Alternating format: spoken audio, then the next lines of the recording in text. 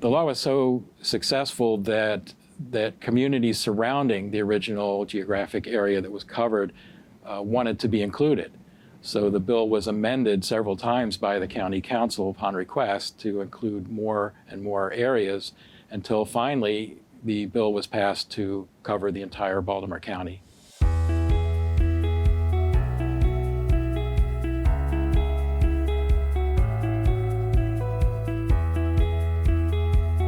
Many colleges and universities near residential areas find that off-campus house parties can be a hot spot for excessive drinking and alcohol-related problems.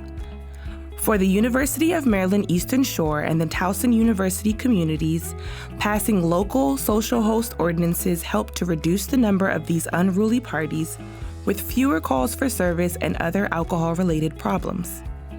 These are their success stories.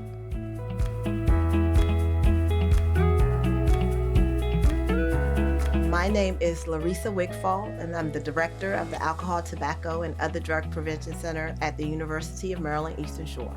Before the social host ordinance, we had difficulty with large off-campus parties where there was some underage and excessive drinking occurring. There was property damage, there was physical altercations that occurred, transports to the hospital, just some things that put our students' safety at risk. The gatherings could get as large as in the upper hundreds, maybe even 1,000 students. There were a couple occasions where they actually had parties that started in the apartment units, and because there were so many people in the units, the floors caved in. They would have 100 people in the apartment, another couple hundred in the stairwells, and then it would extend out into the parking lot. So if there was any medical emergency that occurred, or if a resident that lived there had to get out, wanted to move their car, they couldn't do it because there was just so many people.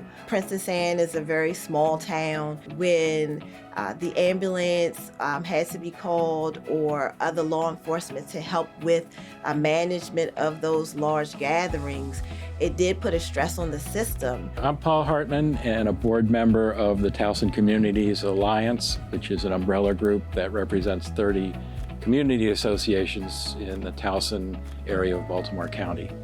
Towson University has a lot of students living in the community around the campus. Many of them had parties and large gatherings that were very disturbing to the longtime residents of the area. I can attest to the effects that it has on a family when our young daughter would continually come down from upstairs from her bedroom around 10 p.m. or 11, saying, "I can't get to sleep because of all the noise." Occasionally, the police would write a citation, but it was very difficult to get those to actually result in any kind of court decision that would try to solve the problem. So with the help of the Maryland Collaborative, we learned about possible solutions to our issues.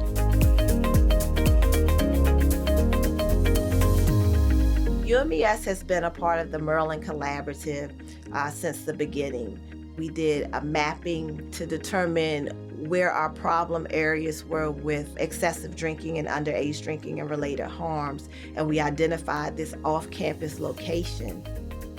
Based upon identifying that location and talking to our technical assistant professionals at Hopkins and also at College Park, recognized and was introduced to the concept of maybe having a social host ordinance for the Princess Anne area. After that meeting in 2013, 2014, is when we started reaching out to our stakeholders to introduce the social host ordinance. We looked at campus stakeholders and key community stakeholders, and they ranged from individuals from the Board of Education, law enforcement, our town commissioners, local business owners, local churches, the university administration, our presidents and our vice presidents, and the other members of the president's cabinet, so that they could understand what the social host ordinance was and why we thought it would be beneficial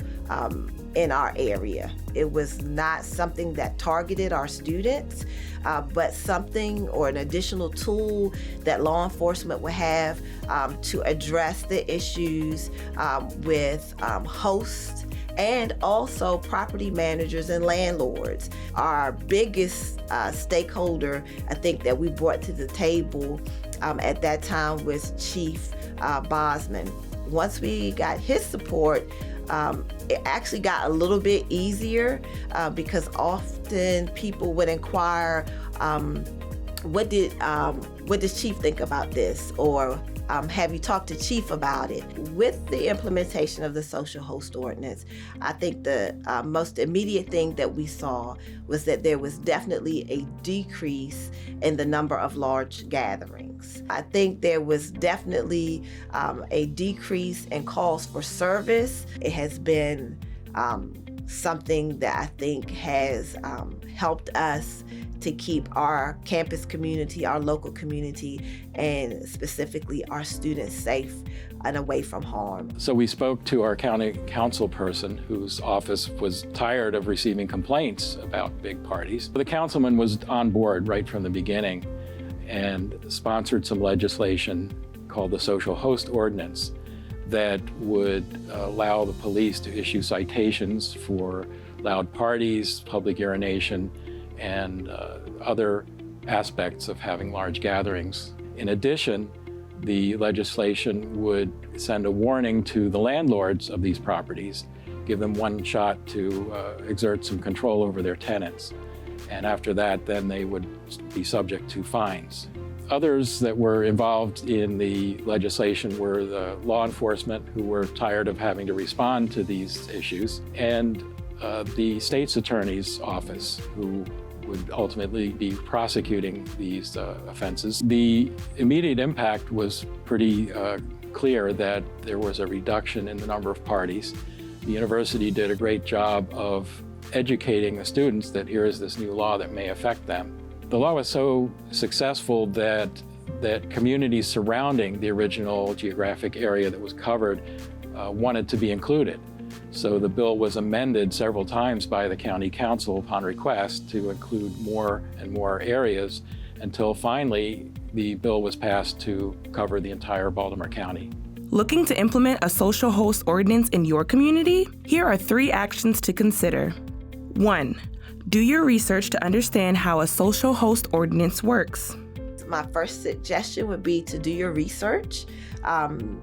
And if you don't understand what the social host ordinance is, make sure you ask a lot of questions. Determine your readiness. Put feelers out to see who might be interested in having something to assist with any high-risk drinking areas that are problematic for your students and even the community. 2. Educate the community and build support for the social host ordinance, especially among law enforcement. We had to do a lot of walking and a lot of talking and a lot of just meeting people where they were, understanding that they necessarily weren't going to come to us, so we had to go meet them where they were. And then once we got all those individual meetings done, then started talking about it as a group. So it's very important to have the law enforcement community and the state's attorney's office buy into the legislation. Otherwise, it just wouldn't work.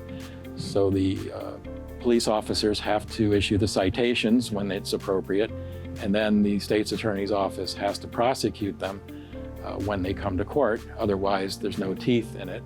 And both of those happened. So that's a big part of the success.